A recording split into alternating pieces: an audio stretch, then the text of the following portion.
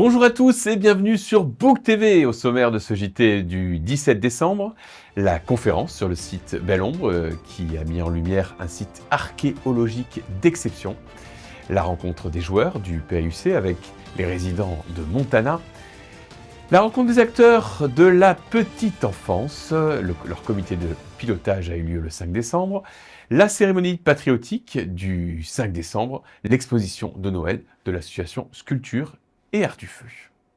Mais avant de commencer ce JT, revenons sur l'événement du week-end à Tijuana. Le jeune boxeur bouquin Bruno Suras a réussi l'incroyable exploit de mettre KO au 6e round le Mexicain Jem Mingua.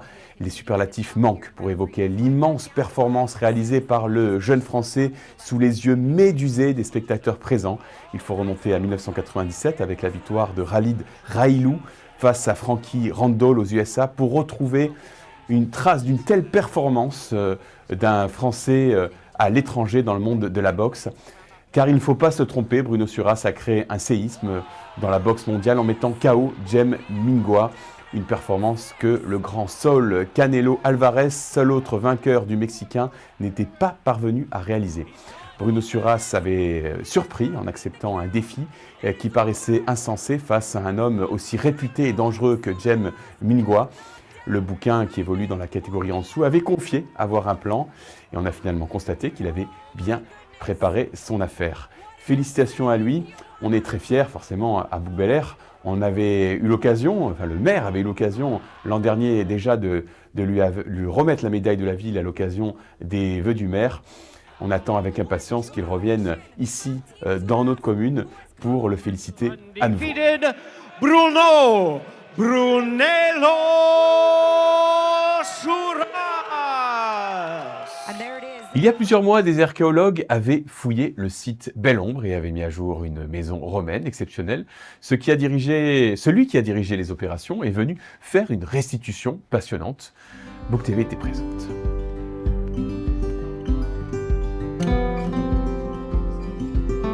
Ce soir était dédié à une conférence sur les fouilles archéologiques effectuées dans le quartier de Belle Ombre à Bouc-Bel-Air, où j'ai eu l'occasion de présenter sur invitation de la mairie de Bouc-Bel-Air les résultats de cette fouille qui ont livré d'importants vestiges datés entre l'époque gauloise, le 6e siècle avant Jésus-Christ, et le milieu de l'époque romaine. En tout, on a pu fouiller un vignoble gaulois et une importante villa gallo-romaine avec des thermes, un chai, un vignoble, toutes les infrastructures dédiées justement à la production de vin et à la résidence d'un riche propriétaire, voilà, et qui est daté entre le 1er et le 3e siècle après Jésus-Christ.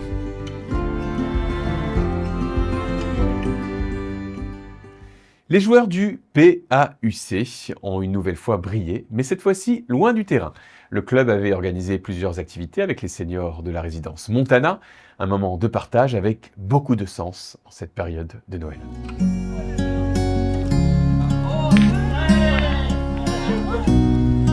Nous avons donc organisé un partenariat en collaboration avec le POC, les joueurs professionnels de handball cette année, pour la toute première fois à Montana.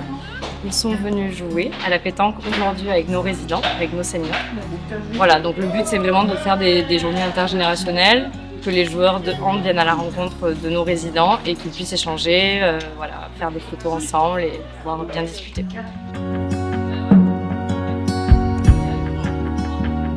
Aujourd'hui, donc, je suis à la résidence Montana pour voir nos seniors, nos aînés, pour un mois une pause en novembre. Et donc voilà, on a fait des activités toute l'après-midi avec eux, donc au programme pétanque, baby-foot et quiz. Donc ce petit partage intergénérationnel est hyper important et hyper intéressant. Donc on a beaucoup rigolé avec eux, on a beaucoup découvert ce qu'ils faisaient ici et c'était très sympa de partager ça tous ensemble.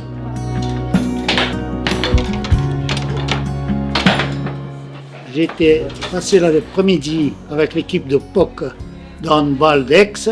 Ça a été un après-midi agréable parce qu'on s'est bien amusé, on a bien ri. C'était une partie de pétanque en premier qu'on fait à l'extérieur. Il faisait un peu frais, mais ça a bien passé quand même. Et bon, tout le monde était content. Et ensuite, après la partie, il a fallu qu'on rentre. qu'on aille jouer au baby-foot. On s'est fait une partie chacun. Ceux qui perdaient, ils partaient et les autres continuaient. Et là maintenant, on attend, je pense qu'il va y avoir un quiz avec les handballeurs qui vont venir pour participer à la fin d'après-midi.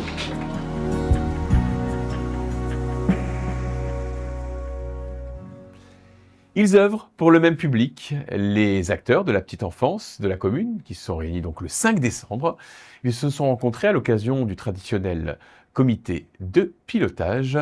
Notre caméra était présente. Je trouve que vous êtes investi avec nous sur la prise en charge globale des enfants, sur tous les temps de 5 ans. La réunion de ce soir, c'est le premier comité de pilotage du plan éducatif de territoire, dit plan mercredi, qui va nous permettre en fait de lier tous les temps de l'enfant, donc sur des projets communs. Et ce soir, donc ça va être l'occasion de dresser un bilan des premières actions qui ont été effectuées et évidemment d'en mettre d'autres en place. Si je devais prendre un exemple, ce serait tout ce qui peut tourner autour du développement durable, où chacune des institutions, le centre aéré, les écoles, travaillent autour de ces mêmes sujets et donc chaque enfant évidemment sera concerné et est concerné par ces actions qui sont mises en place sur son temps de centre aéré, sur son temps d'école et d'autres temps aussi de l'enfant.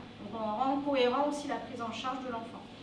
Donc franchement, c'est très agréable de travailler avec le syndicat. Le 5 décembre a eu lieu la journée nationale d'hommage aux morts pour la France pendant la guerre d'Algérie et les combats du Maroc et de la Tunisie.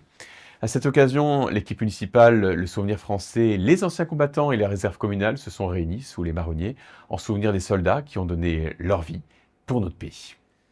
Du 7 au 15 décembre 2024, l'exposition de Noël organisée par l'association de poterie, sculpture et art du feu s'est tenue au château de Bouc-Bel-Air. Cette exposition a mis en valeur les talents des adhérents et intervenants de l'association avec des œuvres de poterie, modelage, sculpture sur bois et sculpture sur pierre. L'occasion de plonger dans l'univers créatif des céramistes et sculpteurs à travers des réalisations uniques qui allient passion et savoir-faire.